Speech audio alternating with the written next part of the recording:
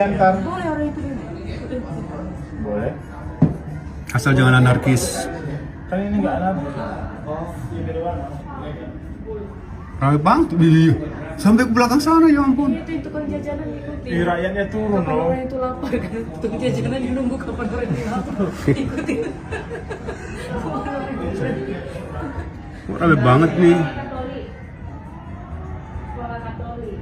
Yang mau jadi uskup pastor Katolik. Oh tidak tentu, karena itu bukan Katolik. Bang Kil, ini dari kampungmu ya? Iya, ini kan Siantar. taman bola atas. Iya. Apa? Pabrik kertas. Iya, pabrik kertas. Pabrik pengolahan Danau kertas. Toba gitu.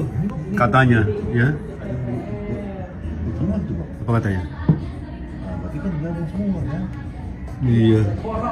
Rame banget ya ampun. Siapa yang biayain ya? Berapa sih ada yang mau biayain? Koordinator lapangan. Gak mungkin uang orang ini. Rakyat, karena aku nggak ngikutin kasusnya, aku sering mau ngikutin. Komunikasi.